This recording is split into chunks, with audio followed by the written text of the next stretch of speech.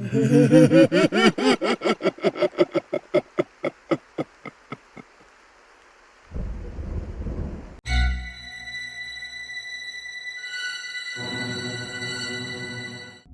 would you do if you saw yourself on security footage in places you'd never been? How would you react when objects moved while you were watching them? And what if you discovered you weren't alone in the warehouse, but the other person looked exactly like you?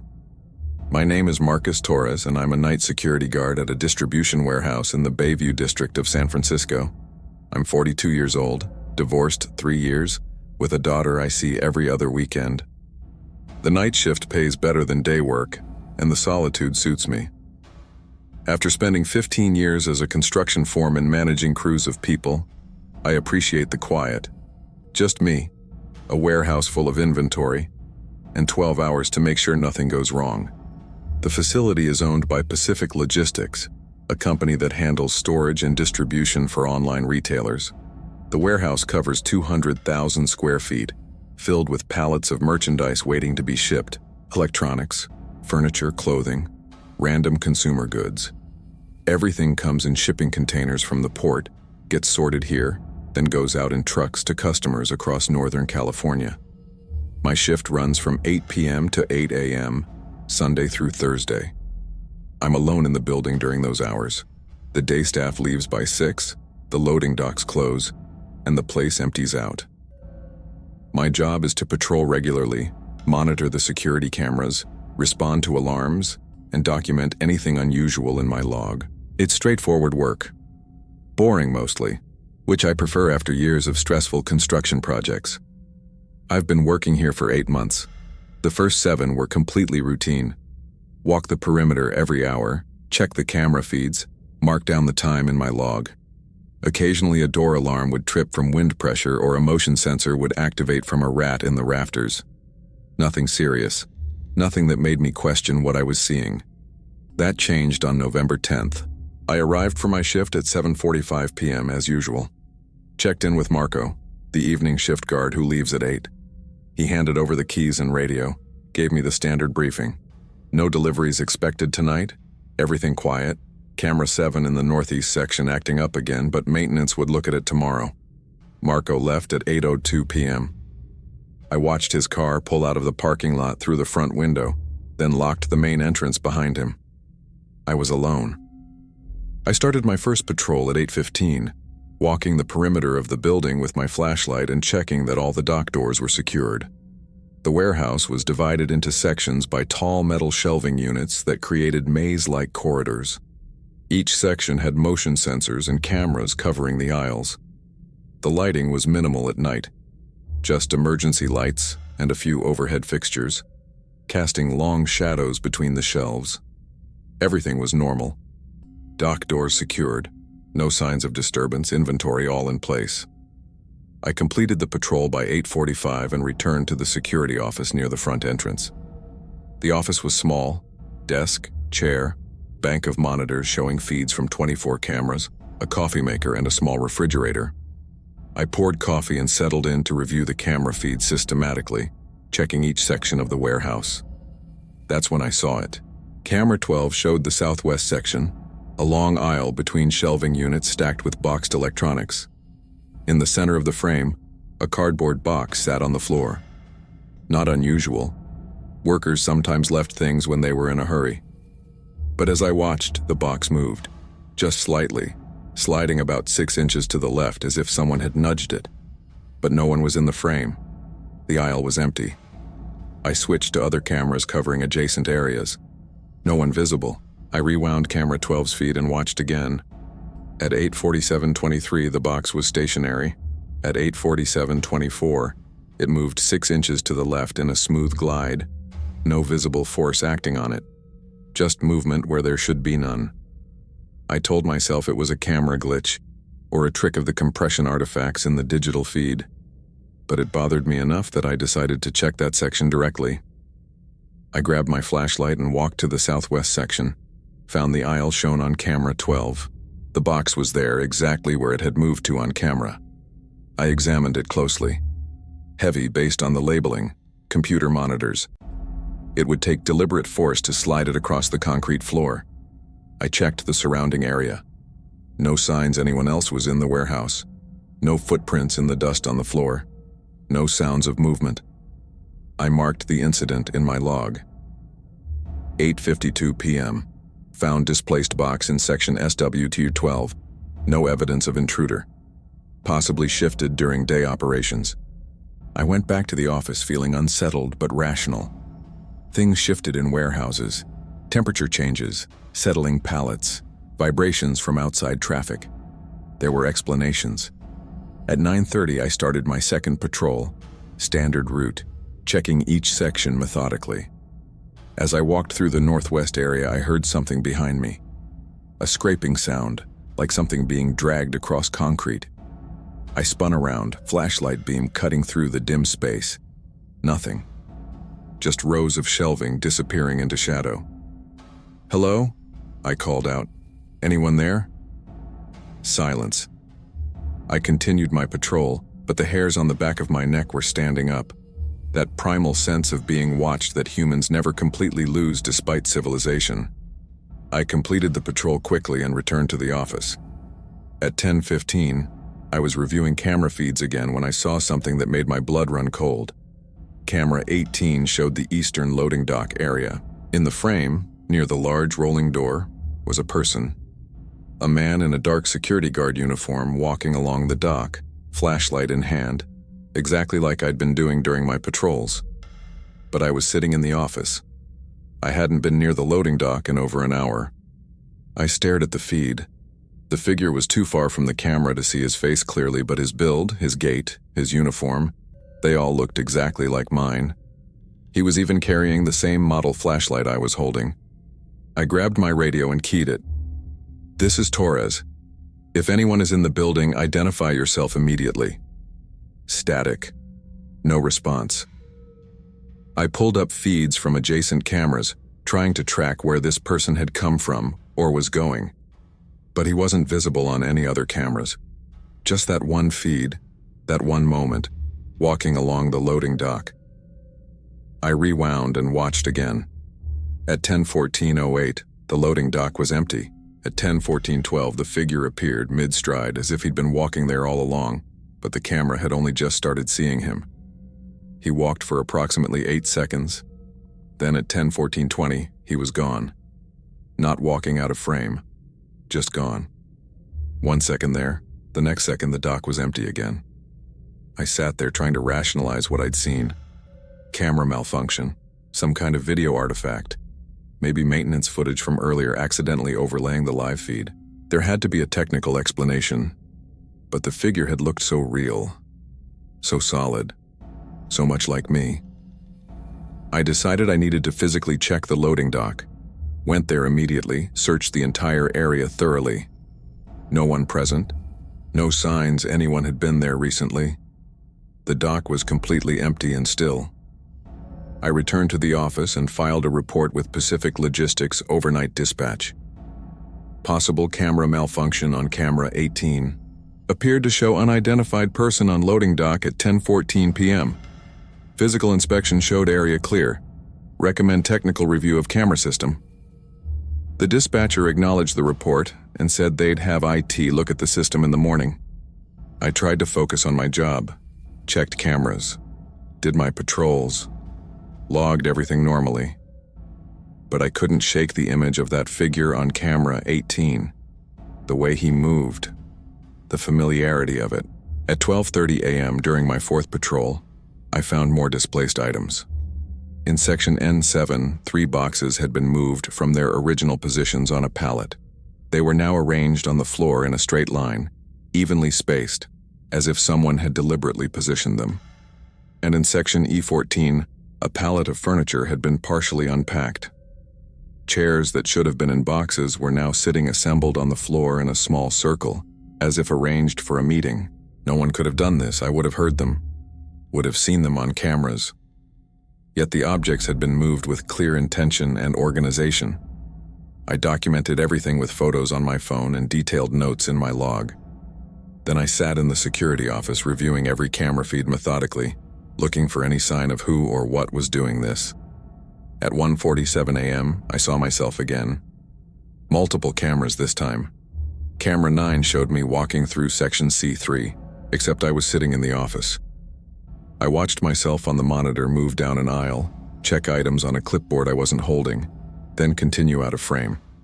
Simultaneously, camera 14 showed me in section W9, examining a pallet, making notes, adjusting boxes, and camera 20 showed me near the rear exit, standing with my back to the camera, completely still, as if waiting for something. 3 versions of me, in 3 different locations, all at the same time, while the real me sat at the desk, watching in growing horror. I ran, grabbed my flashlight and physically went to all 3 locations. Found nothing, no one present, no evidence anyone had been there except the moved items I'd already documented. Back in the office, I rewound the feeds and watched again. The 3 versions of me appeared at exactly 1:47 a.m. and disappeared at exactly 1:51 a.m. 4 minutes of footage showing me in places I'd never been. And as I watched more carefully, I noticed something terrifying. These weren't recordings or looped footage. These versions of me were doing things I'd never done, checking items I'd never checked, moving in patterns I'd never used. They were autonomous, acting independently. At 2:30 a.m., I called my supervisor, explained what I was seeing. He was skeptical at first, thought I might be tired or stressed. But when I sent him screenshots from the camera feeds showing multiple versions of me simultaneously, his tone changed. "Marcus, listen to me carefully. I need you to stay in the security office. Lock the door. Don't go into the warehouse again until day shift arrives. I'm calling the police and sending someone to check the property." "What's happening? What is this?" "I don't know. But until we figure it out, you need to stay safe. Lock yourself in and wait." I did as instructed. Locked the office door, kept all the cameras on the monitors and waited. Watched as multiple versions of me appeared and disappeared across different sections of the warehouse. Sometimes walking, sometimes standing perfectly still, sometimes moving objects around, always wearing my uniform, always carrying my flashlight, always looking exactly like me. At 3:15 a.m., one of the versions appeared on camera 4, the feed showing the hallway just outside the security office. This version of me walked down the hallway toward the office and stopped directly in front of the door. I could see him clearly now. Same face, same build, same uniform. He stood there staring at the camera, staring at me, for almost a minute. Then he raised his hand and knocked on the door. 3 slow, deliberate knocks. I sat frozen, not breathing, as the thing that looked like me knocked again. 3 more knocks. Then he spoke. His voice muffled through the door, but unmistakably mine. "Marcus, open the door. You need to see something." I didn't respond. Didn't move. "Marcus, please. I need to show you what's happening. Why you're seeing this. It's important." The voice was perfect. My voice. My intonation. My speech patterns. If I'd heard a recording of it, I would have sworn it was me speaking. "I'm not opening the door," I said, my voice shaking. "You need to understand. This warehouse isn't what you think it is. What you're seeing isn't impossible, it's by design. Let me explain." "Explain from where you are." A pause. Then, "You know me, Marcus. You know what I'm going to say before I say it, because I'm you.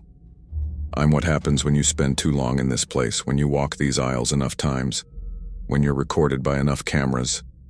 The warehouse learns you, copies you, creates versions that can exist independently. That's not possible. You're watching it happen, right now.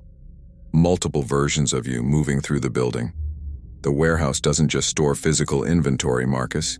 It stores patterns, behaviors, identities, and it can recreate them." I looked at the monitors. The other versions of me were still visible on different cameras, all moving independently, all performing patrol behaviors I would normally do. "The previous night guard," the voice continued from outside the door. "Did they tell you why he quit?" They hadn't. My predecessor had left suddenly with no explanation. I'd assumed it was personal reasons. "He saw what you're seeing. Multiple versions of himself. He couldn't handle it. Quit after 2 weeks of the same phenomena, and the guard before him." And the one before that. Pacific Logistics has been through 6 night guards in 2 years, all experiencing the same thing, all leaving traumatized. Why? Why does this happen? The warehouse's security system. It's not just cameras and sensors, it's something more sophisticated, an AI-driven monitoring system that learns and predicts behavior patterns. It was installed 3 years ago as a pilot program. The company that made it went bankrupt before the problems became obvious. But the system is still running, still learning, still creating these echoes. Why do they look real? Why do they move objects? Because the system controls everything. The cameras, the sensors, the automated systems that move inventory. It learned your patterns so thoroughly that it can predict where you'll be, what you'll do. And it manifests those predictions as visual representations. What you're seeing are the system's predictions of your behavior, made physical through the building's automated systems. I wanted to not believe this, wanted it to be a hallucination or mental breakdown, but the evidence was overwhelming. Multiple cameras showing impossible duplicates, objects moving with no explanation, a voice outside my door that sounded exactly like me. "What happens to the guards who don't quit?" I asked. Silence for a long moment. Then, "They disappear, not literally, but psychologically. They can't tell anymore which version is real, which actions they actually performed versus which actions the system predicted. Their sense of identity fragments. They're still here technically, but they're distributed, existing in multiple possibilities simultaneously." That's insane. Is it? You're watching yourself on 12 different cameras right now. Which one is the real Marcus Torres? The one sitting in the office? Or the ones walking through the warehouse? How do you know you're the original? The question hit me like ice water. How did I know? I remembered arriving for my shift, remembered Marco leaving, remembered my first patrol. But were those my memories or predictions the system had made that I was now experiencing as memories? "You need to leave," the voice said, "before you become like me, before you can't tell anymore what's real. The duplicates aren't just predictions, Marcus, they're you. Different versions that split off each time the system makes a decision about where you'll go, what you'll do. And eventually, all the versions become equal. None more real than the others." At 4 a.m., the police arrived, 2 officers who'd been sent by my supervisor. I unlocked the door. The hallway outside was empty now, no version of me standing there, and let them in. I showed them the camera feeds, explained what I'd been seeing. They were skeptical at first, but then they saw it themselves. Multiple versions of me appearing on different cameras, moving independently, doing things I wasn't doing. One officer went into the warehouse to investigate. The other stayed with me in the office. We watched on the monitors as the investigating officer walked through the sections, and then we saw him multiply. One officer on camera 6, the same officer on camera 11, and again on camera 16. 3 versions of him all searching the warehouse simultaneously in different locations. "What the hell?" the officer in the office said, looking at his partner's duplicates. Then he looked at me with genuine fear. "Did I split? Am I one of them?" "I don't know," I said honestly. "How do any of us know?" The officer called his partner on the radio. "Jensen, come back to the office right now." "Copy," the radio crackled back. "On my way." We watched the monitors. 3 versions of Officer Jensen all started moving toward the office simultaneously, each from their different location. They converged in the main corridor and merged, like video glitches resolving. 3 became 1. Officer Jensen appeared in the hallway looking confused and shaken. "Did you see yourself multiply?" I asked when he came back to the office. "I don't know what I saw. I was walking through the warehouse and then I felt like I was in 3 places at once, like my consciousness split across multiple locations. Then it snapped back together when I started returning here." The officers filed their report, documented the camera anomalies, but ultimately concluded there was no immediate danger, just a malfunctioning security system creating visual artifacts. They recommended I contact my supervisor and leave for the night. I did leave. At 4:30 a.m., 3.5 hours before my shift ended, I couldn't stay there anymore, couldn't watch myself multiply across the monitors, couldn't trust which version was real. My supervisor wasn't happy about me abandoning my post, but after seeing the police report and reviewing the camera footage himself, he agreed something was seriously wrong with the security system. He said IT would investigate, and I should take a few days off while they sorted it out. That was 2 weeks ago. Pacific Logistics' IT department has been unable to find any malfunction in the security system. The cameras work perfectly. The sensors are functioning normally. The AI-driven monitoring system they found buried in the code is apparently operating within parameters. They offered me my job back, said whatever I experienced was likely stress-induced hallucinations, possibly from carbon monoxide exposure or some other environmental factor they're still investigating. But I've seen the footage, saved copies on my phone before they could delete it. Multiple versions of me, moving independently, existing simultaneously. And I've talked to the previous night guards, found 3 of them through LinkedIn and Facebook. All confirm they experienced the same thing. All quit within weeks. All still have nightmares about seeing themselves multiplied across the warehouse. I'm not going back. I don't care what they say about carbon monoxide or stress. I know what I saw. I know what I felt. And I know that somewhere in that warehouse there are still versions of me walking patrol routes, checking cameras, existing in the predictions an AI system made about my behavior. Sometimes I wonder, did I leave? Or did one version of me leave while others stayed behind, still walking those aisles, still sitting in that office, still trying to figure out which version is real? How would I know? Memory is just pattern recognition. Consciousness is just continuity of experience. If a system can predict your behavior perfectly, if it can create versions of you that act exactly as you would, then what makes you real? What makes you the original? I look at myself in the mirror sometimes and wonder, am I Marcus Torres, the construction foreman turned security guard who left the warehouse? Or am I one of the predictions, the quantum possibilities that split off when the system calculated what I might do? Am I living this life, or experiencing the memory of having lived it? The warehouse is still operational. They hired a new night guard. Young guy, early 20s, needs the money. I saw him when I went to collect my final paycheck. Wanted to warn him. Wanted to tell him what he'd see. But what would I say? That he'll multiply?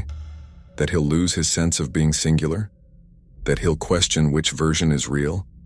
He'll find out soon enough. The warehouse will teach him. The system will learn his patterns. And one night he'll look at the monitors and see himself in places he's never been, doing things he doesn't remember, existing in multiple possibilities simultaneously. And he'll have to decide, is he the one watching the monitors, or is he one of the ones being watched? If you enjoyed this story, make sure to subscribe and hit that notification bell for more unsettling tales. Drop a comment below. Have you ever felt like you weren't fully present? Like part of you was somewhere else doing something else? Have you ever questioned which version of yourself is the real one? Share your thoughts. And remember, in our age of constant surveillance and predictive algorithms, the question isn't whether systems can model your behavior. It's whether those models might become as real as you are. Sleep well.